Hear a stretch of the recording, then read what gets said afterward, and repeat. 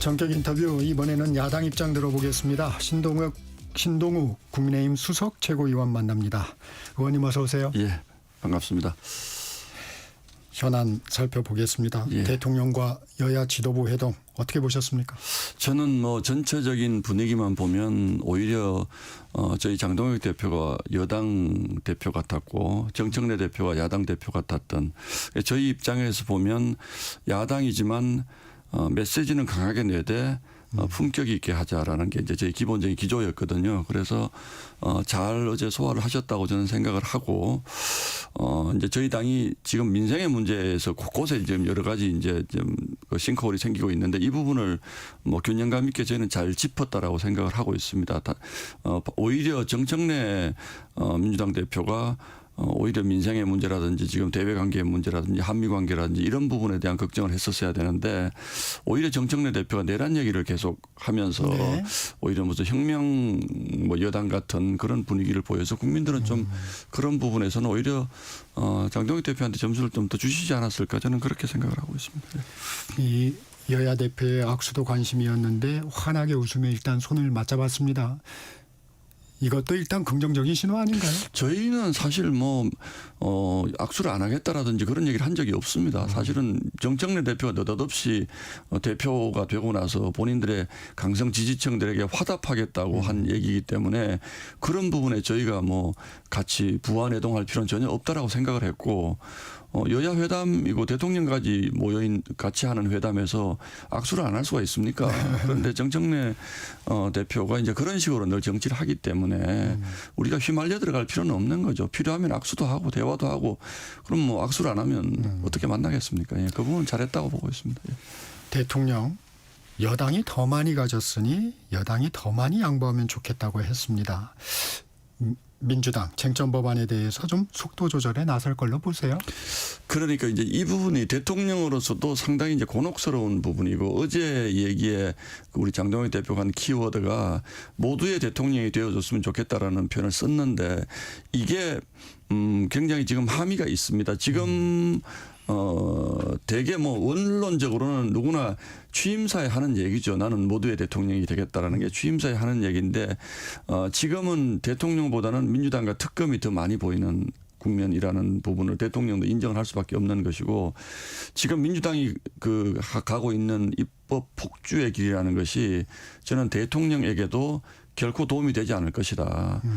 지금 뭐 특검법을 연장해서 검찰은 없애겠다 그러면서 특검에게 뭐 끝없는 권력을 주겠다라는 이런 발상이라든지, 또 더 나아가서 내란특별재판부 같은 경우는 뭐 위원님이 조목조목 살펴보면 이건 받아들일 수 없는, 국민들이 받아들일 수 없는 이런 법인데도 민주당이 지금 그걸 밀고 가고 있고, 또 이런 것에 묻혀서 뭐 소위 노란봉투법이라든지 또는 그 기업들의 활동을 옥죄는 법, 이런 것들 지금 막 통과되고 있는 이런 상황인데 저는 대한민국 민주주의의 위기라고 보거든요. 왜냐하면 국회가 위기면 민주주의 위기 아닙니까?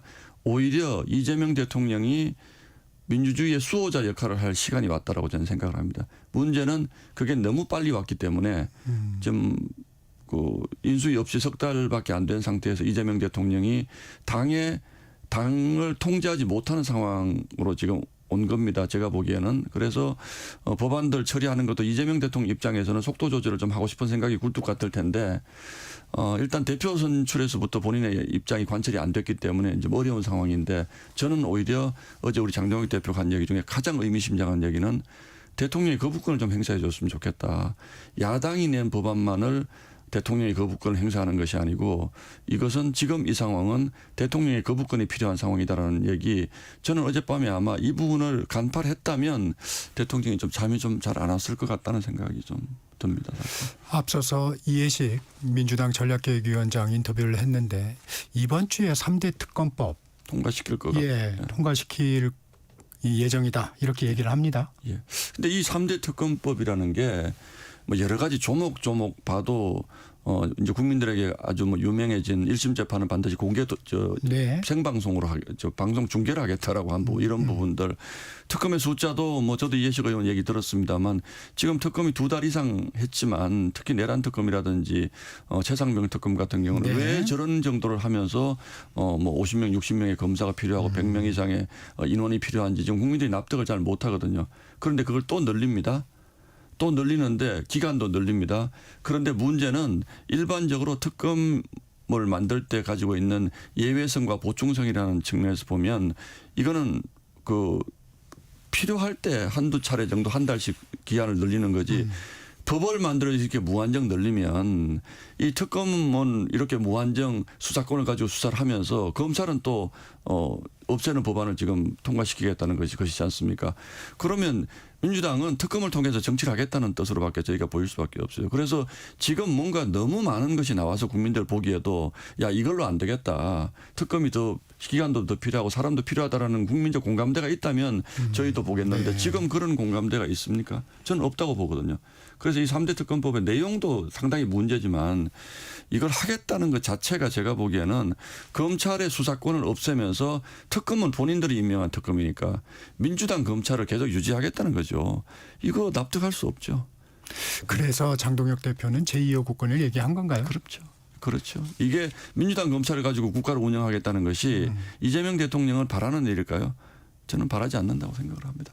대통령은 대통령으로 사고 싶은 일이 있을 텐데 계속 검찰 특검의 수사가 대통령의 국정을 집어삼키는 이런 상황이 뭐 6개월 정도까지는 대통령도 용인할 수 있겠지만 이거 용인할 수 있겠습니까? 저는 그렇게 보고 있습니다. 장동혁 대표 또 최규진 교육부 장관 후보자는 국민 눈높이에 맞지 않는다. 대통령이 결단을 촉구했습니다. 이거 받아들여질 가능성이 있을까요? 제가 설명할 필요도 없을 정도로 부적격자라고 저는 생각을 하는데 대통령도 고민이 있을 텐데 이미 앞선 이진숙 장관이 낙마를 했기 때문에 또 받아들일 수 있을지 어쩔지는 모르겠고 또 하나 결정적인 게 있습니다. 이진숙 장관은 대학 총장 출신이었기 때문에 소위 교원단체 전교조가 돌아섰습니다. 마지막에 전교조가 돌아섰기 때문에 버틸 수가 없었는데 이 최규진 장관은 전교조의 강력한 지지를 받거든요.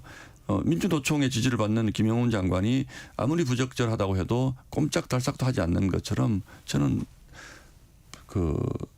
철회 못할 거라고 보고 있습니다.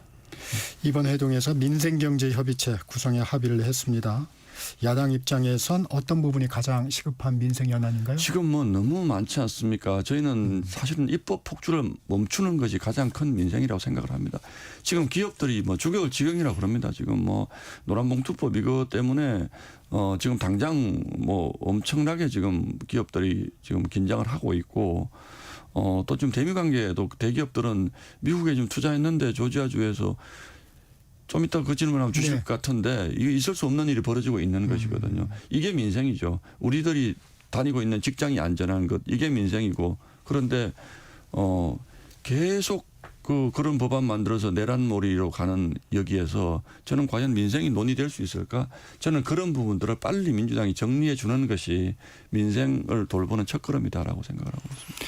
그럼 민주당이 정리를 해달라고 그랬는데 이번 회동에서 신 의원님이 보시기에 협치의 가늠자 이걸 보면 그래 한번 얘기해 볼 수 있겠다 이렇게 생각하는 부분은 어느 부분입니까? 솔직히 말씀드리면 정청래 그 대표의 발언에서는 그런 부분을 저는 솔직히 좀 찾기 좀 어려웠고 대통령은 그래도 협치를 해야 되겠다라는 생각 제가 아까 드린 말씀 때문에 국정 운영이라는 것과 정당을 운영하는 것은 다르다는 것을 아마 느끼기 시작을 한 것 같다는 생각이 좀 들더라고요. 그래서 어제도 뭐 모두의 대통령이 되겠다라는 표현도 뭐 쓰셨고 그래서 저는 대통령이 오히려 좀 더 적극적으로 나올 가능성 이런 부분에 기대를 가지고 있습니다.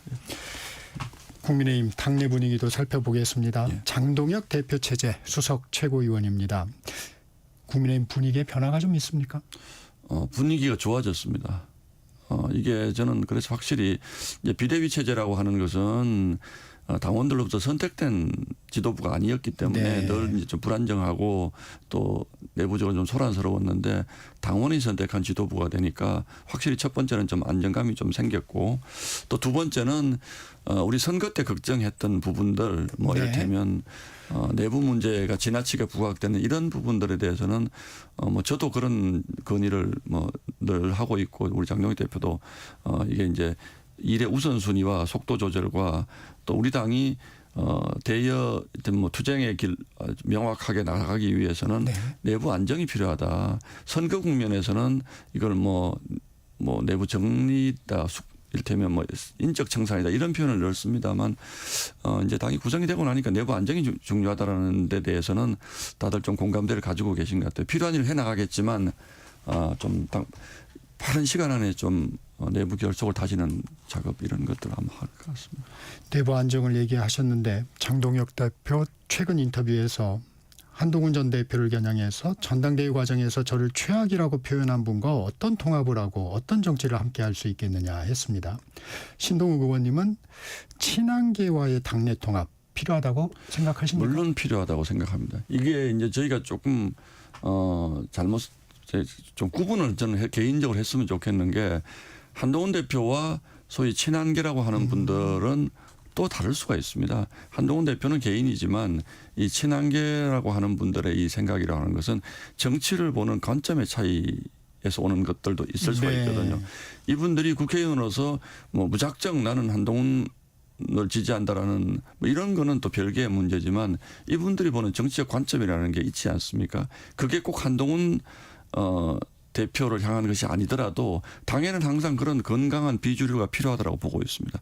그런데 소위 한동훈계의 의원이나 한동훈계의 지지자들이 그 필요한 건전한 비판의 수위를 넘어간 부분이 저는 분명히 있었다고 생각을 합니다. 네. 이제 그 부분에 대해서는 당에서 이제는 엄정한 잣대를 또 필요할 때는 이를테면 뭐 당론을 어기는 것을 뭐 거의 훈장처럼 생각을 한다든지 이런 부분들은 어떤 특정 계파의 문제가 아니죠. 이거는 기본적으로 당인의 자세의 문제니까 이런 부분은 분명히 바로잡을 필요가 있다. 그리고 과거의 일이라고 하더라도 잘못된 부분 정리할 것은 정리하고 가야 된다. 저는 그렇게 보고 있는데 그렇다고 해서 그분이 정치적으로 나는 한동훈 대표를 지지하고 있다고 해가지고 당신 나가 이거는 있을 수 없는 일이죠. 그분들과 대화하고 어떤 부분에서 우리가 정치를 보는 관점의 차이가 있는지에 대해서는 의견을 좁힐 수 있는 부분을 논의해 볼 필요가 있다고 보는 거죠.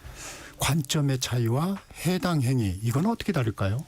저는 차이가 많이 난다라고 생각을 하고 예를 들어서 뭐 적절한 비율지 제가 KBS에 왔으니까 KBS를 사랑하는 방법은 여러 가지가 있지 않습니까? 네. KBS 안에서 여러 목소리를 내시는 분들이 있고 그런데 KBS가 망하기를 바라는 것은 그거는 아니지 않습니까? 제가 늘 썼던 표현 생각은 다르지만 같은 방향을 보는 것이 중요하다라고 저는 늘 얘기를 합니다. 그래서 우리 당이 국민들로부터 신뢰받고 사랑받고 선거에서 이기고 다음에 집권해서 국민들에게 더 좋은 국가를 선사하겠다는 요 목표에 있어서 저는 다른 생각을 하시는 분들은 그건 해당행위라고 생각을 합니다. 제가 느끼기에는 이 당이 망하고 새로운 당이 만들어져서 뭐 이렇게 내가 정치를 거기서 활기를 펴보겠다 이런 생각을 하시는 분들도 저는 있는 것 같아요. 이런 분들은 이 당이 망하기를 바라지 마시고 본인이 가시고 싶은 길로는 저는 찾아가시는 게 맞지 않을까요? 그렇게 생각을 합니다. 정부 조직 개편안도 살펴보겠습니다. 어떤 부분에 좀 주목하고 계십니까? 뭐 역시 가장 관심의 초점은 이제 검찰을 해체해서 이제 공소청으로 만들고 나머지 부분인데 이 부분은 저희만 걱정을 하는 것이 아니고 많은 분들이 걱정을 하는 부분이 이제 위헌 소지 때문에 이제 그러는 것이거든요.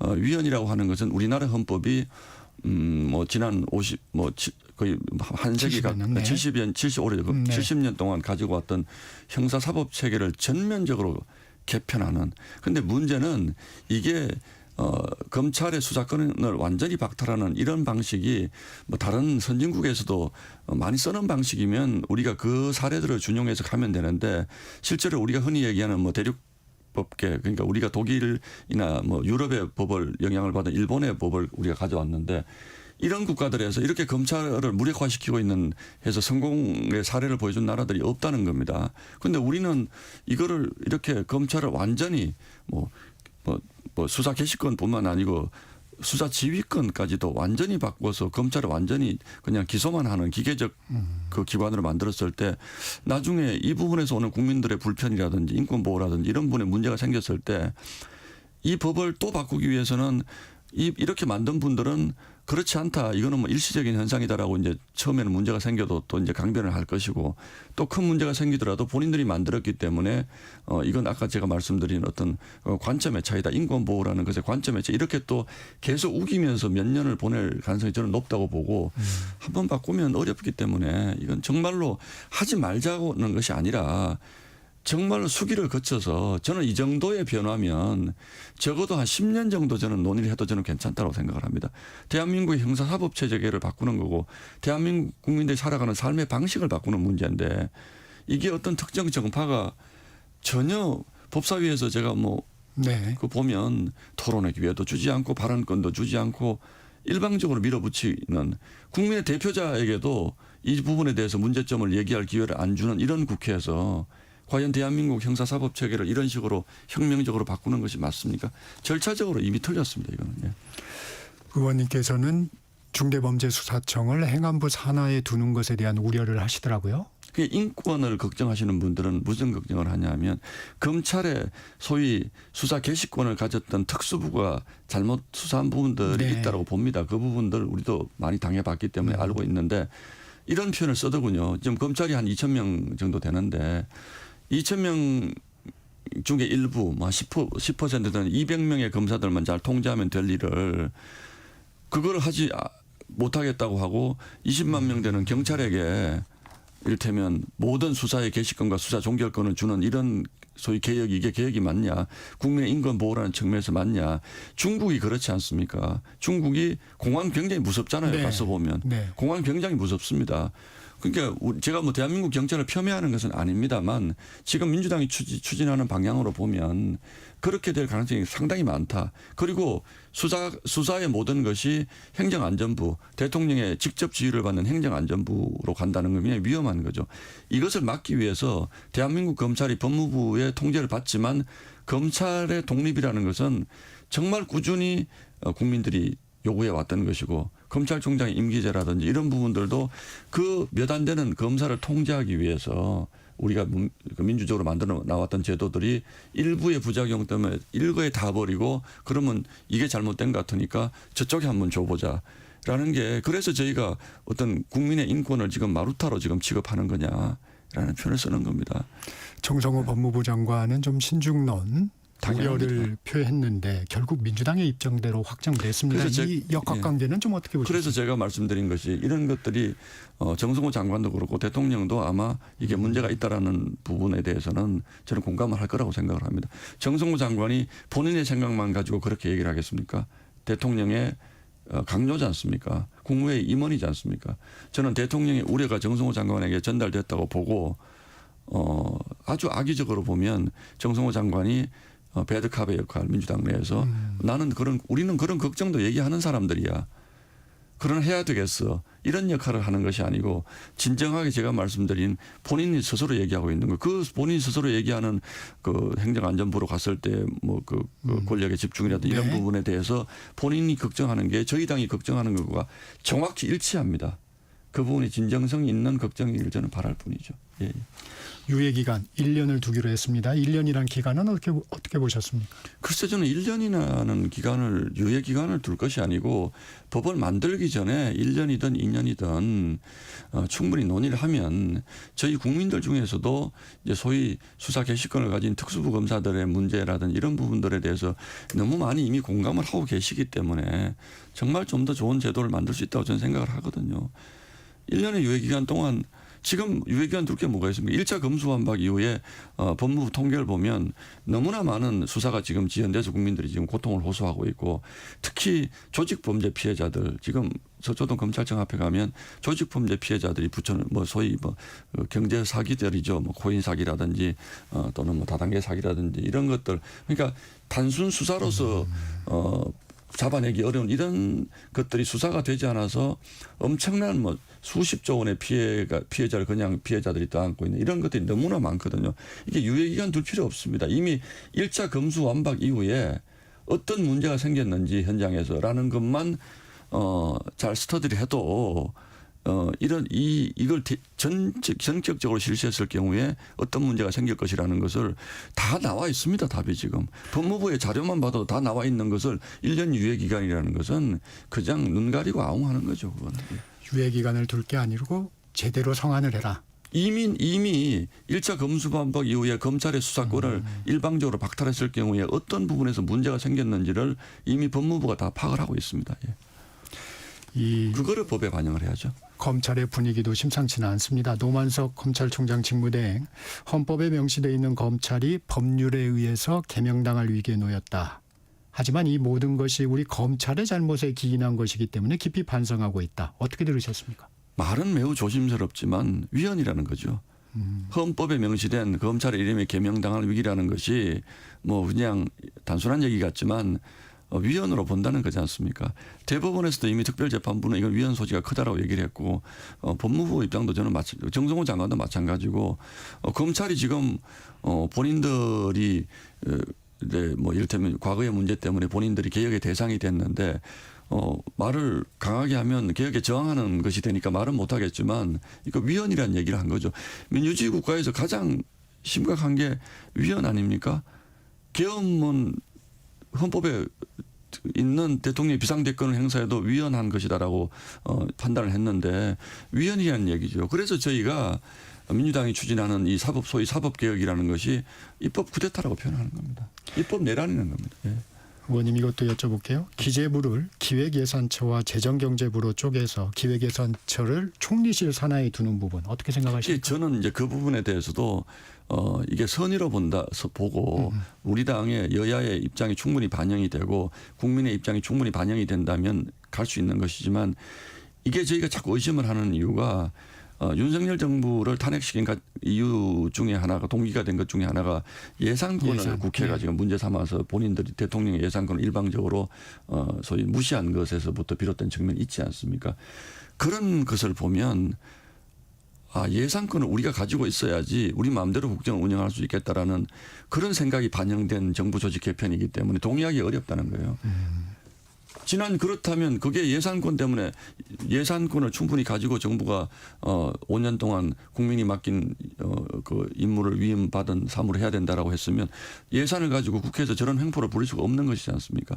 그래서 민주당의 입법이 됐던 정부 조직 개편안이 됐던 이런 모든 것들이 다 내로남불이라는 거예요. 제가 보기에는. 그래서 특활비도 본인들이 권력이 없을 때는 다 없앴다가 다 부활시키고 정부 예산권도 저렇게까지 무시했다가 그게 불편해질 것 같으니까 예산처를 우리 총리실 산하로 해서 마음대로 하겠다. 이런 것들이기 때문에 민주당의 의도를 저희가 순수하게 받아주고 협치하자라는 것이 정말 얼마나 입에 발린 소리인지 저게 자꾸 의심을 하는 건 이제 그런 것들이죠. 예. 이 언론인 출신이시기도 한데 방송미디어통신위원회 신설 법안에 대해서는 어떻게 논평하시겠습니까?